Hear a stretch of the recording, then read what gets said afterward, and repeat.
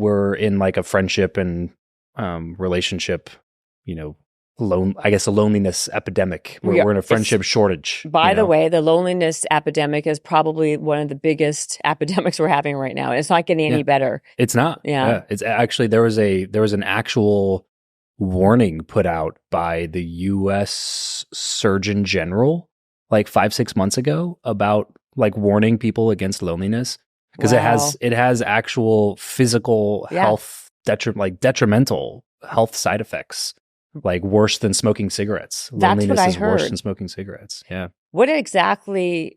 I mean, I've read all of those studies myself. Yeah.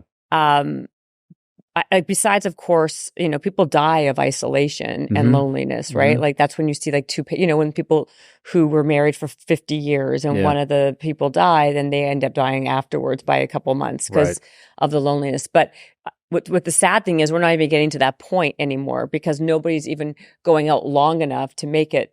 Like, forget about 50 years, like, 50 5 minutes. years. Exactly. Yeah, Not 5 years is even a big deal. Like we're just in a place where we're more concerned about having these pseudo fake friendships online, and our dopamine gets hit by just watching a like or a comment versus like an actual conversation in real time. Like a meaningful connection with somebody rather than... We're losing the ability to even know how to socialize. Sure. Yeah. Or even what it means to like have close friends or whatever. That's exactly the reason when we wanted to do the rebrand, it was like, I want to still maintain the idea that this is about building relationships with people, because that's ultimately what the show was about. It was just, before it was more in a professional setting, and I never liked the word networking. It just kind of it's when you say the word, everybody knows what you're talking about. So it has that advantage, but its disadvantage is that it comes with all these like, just gross feelings that people don't really like. It just feels skeevy. Like there's it feels very opportunistic and manipulative in a way. Covertly. Yeah, like it doesn't seem authentic. How about that? Yeah. Right? I agree. But it gets hard. Like the truth of the matter is, if you need to like create relationships and friendships for not just your personal well-being, right? What we just talked about, but for business as well. Like what are you supposed to do, right? Like networking is like a vital piece of that. Totally. Right. Yeah. And yet there's such a negative connotation with it at the same time. I think there was like this big movement in like, the 80s and 90s where networking just kind of got hijacked into go to the local chamber meetings, put on the name tag, and nurse the cocktail all night and barf out your elevator pitch, and all of a sudden you have corporate training on elevator pitches, and you have corporate training on business cards, and you have training on how to succeed at the networking event or whatever. And it's just like what happened was I started talking to these people and learning about networking when I started my show, because I had no idea how to do it. That was kind of the reason I was starting it. I grew up kind of in a cultish environment. And so when I left that, it was just like, I'm starting from scratch. I have no idea how to talk to people. I have no idea how to go meet people. I should start a show about this. Yeah. So I call it a cultish environment because I can't bring myself just to call it a cult, like straight up. But dictionary definition is a cult. I grew up, went to the same campus is where I graduated kindergarten and college. So like kindergarten all the way through senior year of college was all on one condensed like 40-acre compound campus, which is also where I went to church. So all my school, church, friends, parent, like teachers, authority, everything was all in like this one place until I left at like age 21, age 22. So like when I was starting the show and everything, it was just like, I figured out that I didn't want to be in ministry because I got my degree in Bible and church ministries, double major. And when I left, I was just like, I want to go into business, but I've never met a millionaire, let alone like had a personal relationship or friendship with one. I was always taught that money's not a good thing, unless you're giving it to the church. So when I started the show, it was like, I got to figure out how to do this networking thing, and I have no idea how to do it. And it seems like all the ways that are like traditional wisdom about doing it are just not working. Right. Because none of the people that I wanted to meet were at the events that I was going to. What kind of cult was it? It was called Independent Fundamental Baptist. So there's actually a documentary that just came out on HBO Max called Let Us Pray, like Prey, Let Us Pray. That's like a kind of a study about the IFB that you've been involved, that you were involved with. Is your parents, I mean, this is now going to turn for a second, I'm sorry, yeah. But like, this is fascinating. Yeah. Are your parents still involved in the cult? So no, they're not at all, in that sense. Like they still believe a lot of the same things. And really like it's like, the reason I hesitate calling it a cult, because I have a friend who, I've had on a show, he's a good friend of mine, and he grew up in this like Mormon polygamist cult in southern Utah with 44 brothers and sisters and 3 moms.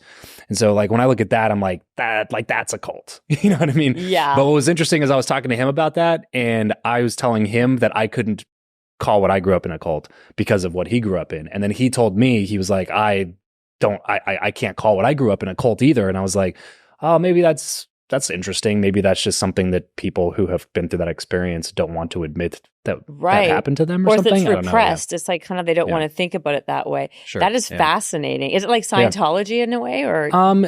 It has similar aspects. It's not quite as new age as Scientology would be, you know, like they have roots back for like a long time. But yeah, the IFB was like a really big in the 70s, 60s, 70s, and that it just kind of like kept going forward. Unfortunately, I think within the next generation or two, it'll pretty much be dead. It's pretty small, like maybe 6-7 million people or something in the country.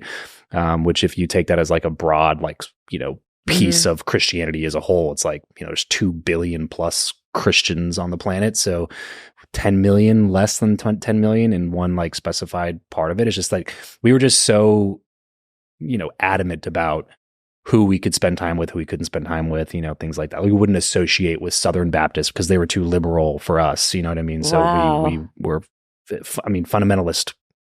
Yeah. Fundamentalist Christian, So how old are you now? I'm 31. So how did you get out?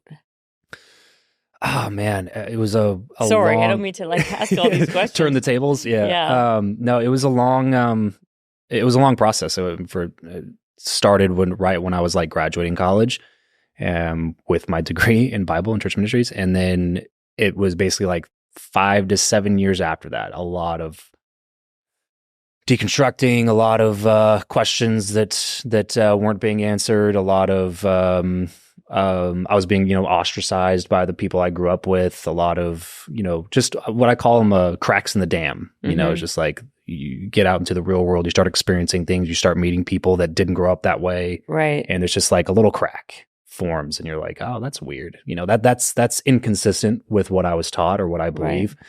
But I'm experiencing it, even though I don't believe it to be true. But I don't know how to reconcile these two things, and so it just kind of like more cracks kept coming out until the whole dam broke. Wow. So yeah, it was really weird. Actually, I was talking to somebody the other day. I was like, it's been like 6 years since I've been to a church, which is wild to me because when I grew up, it was like Sunday morning, Sunday night, Wednesday night, every single week. We had chapel as a part of school, which is basically just school church. Yeah. We had soul winning on Saturdays, which is just go to church and have a little sermon and then go out and knock doors and invite people to come to church. So it was just like almost every day of my life for like 20 years was lived there at that one campus, like at church. So it's weird for me now to be like, oh yeah, I haven't been to church in like years.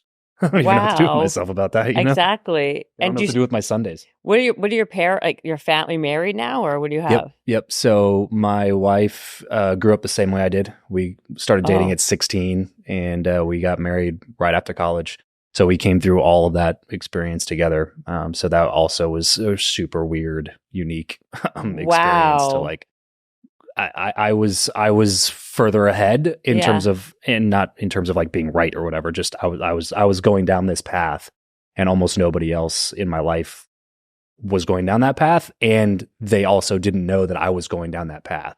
So I would just show up and like, but I was having all these thoughts, and I didn't know how to reconcile. I didn't know how to talk to anybody about it because like in that world, it's weird is like the people who claim to have the truth the most often are most afraid of questions. And that to me is a huge red flag for anybody that's proclaiming to have the truth, because the truth doesn't back down from questions. It holds up in the light of questions. Yeah. Yeah. And so I didn't know how to talk to people about it, because if you brought up any questions, it was immediately like shut down. It wasn't encouraged of course, to ask questions. So yeah, it was a very, very lonely time period. for sure. Trying to figure all that Wow, stuff that out. is fascinating. But yeah, that's the whole background on why I started the show, why it came to Travis Makes Friends, and how we got here today. Because that was like the big reason is it's like I'm starting from scratch, because when I left that world, it's just they kind of, hey, good luck. Right. Like, it's like you're on nobody your follows own. you. It's like my entire childhood, my entire life was there, and then all of a sudden it was gone. All the relationships that I had then, and I had no idea what I was doing when I came out and, into the real world, so to speak. Right. So I was building all those skills from scratch. And did you have like money? How did you make your first month? Like, what was your first job? Door-to-door sales, 100% commission, door-to-door sales for like 5-6 years. Right out of college was what I did. So yeah, just did door-to-door sales, save some money, and try to figure out what I was going to do with my life.